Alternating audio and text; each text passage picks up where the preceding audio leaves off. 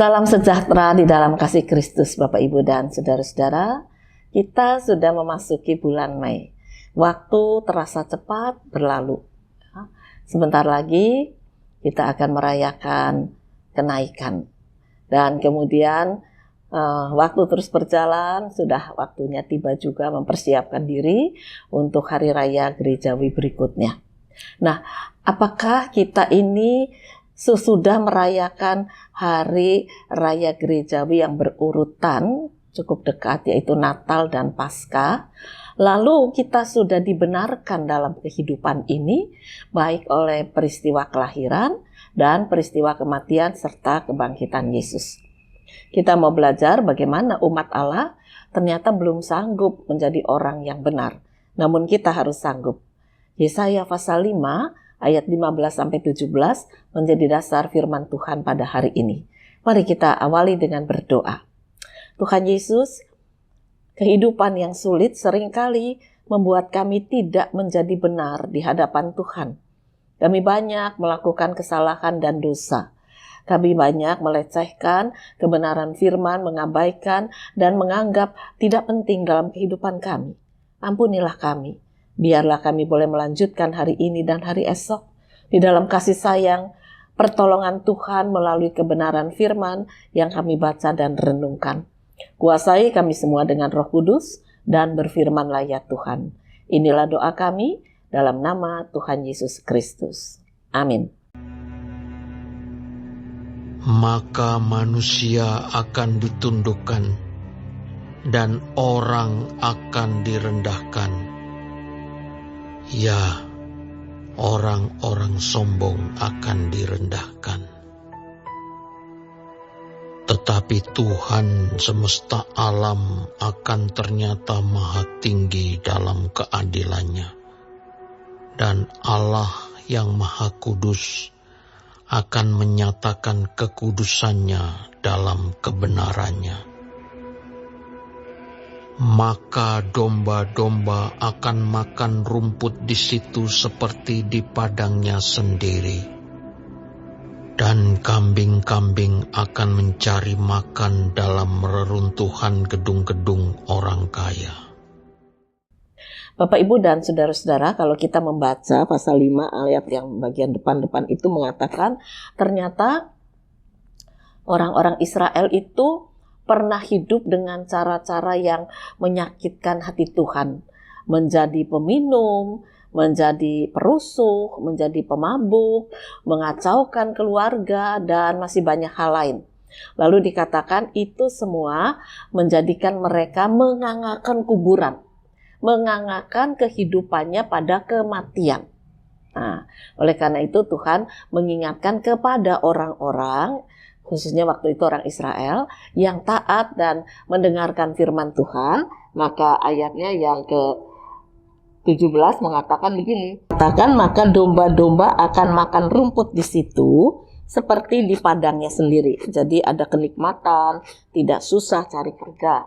Dan kambing akan mencari makan dalam reruntuhan gedung orang kaya. Ada sedikit perjuangan, dibedakan ya. Jadi domba itu kekasih Tuhan yang berjuang bersama dengan Tuhan. Kambing itu kalau yang baik mungkin ya tetap dapat kehidupan, tetapi berjuangnya lebih berat karena dari reruntuhan rumah-rumah orang kaya. Nah, mengapa demikian? Ayat 16 mengatakan Tuhan semesta alam ternyata maha tinggi dalam keadilannya. Dan Allah yang maha kudus akan menyatakan kekudusannya dalam kebenaran.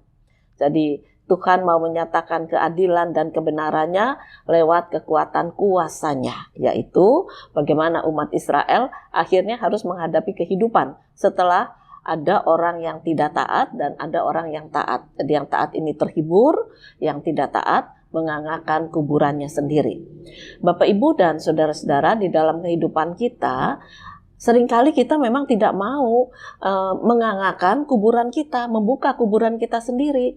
Tapi pada praktiknya itulah yang terjadi. Pertengkaran yang tiada henti, penolakan terhadap kasih Tuhan ketika kita susah, ketika kita bermasalah, ketika kita punya problem, lalu kita menganggap Tuhan tidak mengasihi kita, keadilannya tidak ada, kebenarannya tidak ada, karena Tuhan itu suruh nurut keinginan kita. Padahal kalau kita membalikkan situasi, sebab kita ini hamba, dan Tuhan itu Allah kita, maka yang harus nurut itu kita. Kalau kita ini nurut dulu, maka meskipun persoalan itu ada, tetapi kita akan hadapi dengan cara yang lain. Dengan hikmat, dengan pengakuan iman, dengan kerinduan untuk dikuatkan oleh Tuhan, bukan untuk pemuasan hawa nafsu. Apakah kita yakin kalau segala keinginan kita dipenuhi oleh Tuhan, lalu kita bisa bahagia? Mari kita lihat contoh. Berapa banyak orang-orang yang dikatakan sukses, kaya. Tetapi firman Tuhan akhirnya mengatakan bahwa kambing mencari makanan di reruntuhan rumah orang kaya. Yang tentunya banyak sisa-sisa makanan. Tapi runtuh. Artinya, sekalipun dia kaya, dia tidak mampu mempertahankan kekayaannya. Kalau sudah hilang, apa yang dia dapatkan? Tekanan berat, stres, nangis, sedih, lalu kecewa dan marah. Dan Tuhan yang disalahkan. Padahal sebagian dari orang kaya ini menikmati kekayaannya bukan karena anugerah Tuhan, melainkan karena kelicikan, kejahatan, keculasan, menginjak orang lain, dan sebagainya. Nah, di sini Tuhan mengatakan, aku Allah yang adil. Aku akan menyatakan keadilan. Kalau anak-anakku sudah diperbudak, sudah mengalami kesulitan hidup, sudah mengalami tekanan-tekanan, maka biarlah ketika mereka mengikut aku akan memberinya sedikit kelegaan di padang yang disiapkan Tuhan. Lalu pada akhirnya akan bukan mengangakan kuburan, tetapi membuka pintu sorga. Sama-sama terbuka. Tetapi yang satu masuk kuburan, yang satu masuk surga. Nah, ini beda jauh. Pintu surga terbuka, kemuliaan menyambut. Sedangkan kuburan terbuka, kematian yang menyambut. Nah, mana yang kita pilih? Tentu di antara kita akan mengatakan, ya aku maunya masuk surga. Tetapi kenapa kita tidak pernah sungguh-sungguh berniat untuk hidup dalam karya pembaharuan? Saudara-saudara, sebuah video kecil menggambarkan perjuangan seorang anak. Ketika bersama dengan keluarga, ayah ibunya, mereka sedang dalam satu perjalanan, lalu mengalami kecelakaan mobil. Anak yang kecil ini duduk bersama ayah di depan. Nah, memang yang mengalami luka parah tuh anak yang kecil. Ayah, ibu, dan kakak, ya luka, tapi tidak terlalu parah. Yang kecil ini harus kehilangan sebuah kaki kiri. Dan saat itu dia berusia 5 tahun. Sedang senang-senangnya duduk di depan, lihat mobil, lihat pemandangan gitu ya. Tapi harus kehilangan kaki. Nah, dalam peristiwa seperti itulah kemudian orang tuanya menangis di hadapan Tuhan, menyesal bahwa mereka tidak mampu menjadi orang tua yang baik. Lalu mereka meminta Tuhan tunjukkan cara agar anak ini tidak patah semangat. Mungkin kami harus mendidik dia dengan sedikit keras, belajar berjalan kembali, walaupun dengan kaki palsu. Hapuskan air mata kesedihan, bangkitkan sukacita untuk memberikan harapan pada anak ini. Dan akhirnya ketika ibu itu melihat anaknya tertatih-tatih, pada awalnya memang menangis, merasa berdosa dan sebagainya. Tapi kemudian ketika meminta Tuhan bangkitkan harapan, sukacita, kekuatan untuk mendidik, supaya anak ini tidak patah semangat. Akhirnya bisa. Lewat waktu, ibu ini menjadi kuat, ayahnya jadi kuat, kakaknya kuat, anaknya juga jadi kuat. Dia tidak lagi merasa terbedakan, merasa risih, tetapi dia berkata, ya terima kasih kepada Tuhan bagaimanapun dia masih boleh berkumpul dengan kedua orang tua dan kakaknya. Iman yang benar membuka kemuliaan Tuhan.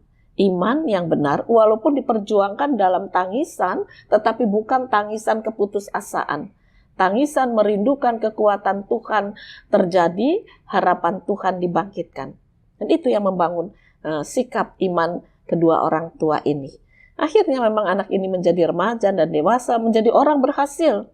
Kemajuan zaman menjadikan dia bisa berjalan dengan luas. Karena kaki palsunya kan diperbaiki terus. Dengan kemajuan zaman menjadi lebih baik, lebih indah. Ini hidup yang benar. Bukan seperti orang Israel dalam keadaan sulit malah kemudian putus asa, minum-minum, saling adu kekerasan, lalu bikin kerusuhan, bikin kekacauan di tengah keluarga, di tengah masyarakat. Tuhan tidak suka. Persoalan tidak diselesaikan dengan cara seperti itu. Itu mengangakan kuburan. Mari kita lanjutkan kehidupan sebagai orang yang benar. Hidup kita yang benar membuka pintu sorga. Selamat berkarya, Tuhan memberkati firman-Nya. Amin. Kembali kita berdoa. Tuhan Yesus, biarlah kami boleh bersama-sama dengan kebangkitan Kristus hidup dalam membuka pintu sorga yang sudah Engkau sediakan. Hingga kehidupan kami dijauhkan dari membuka kuburan bagi kami sendiri. Membuka kematian bagi kami sendiri. Tetapi kami mau hidup dalam damai bersama dengan Yesus, bersama dengan sesama kami dalam terang Roh Kudus dan topangan Allah Bapa. Inilah doa kami yang kami naikkan dalam nama Tuhan Yesus Kristus. Amin.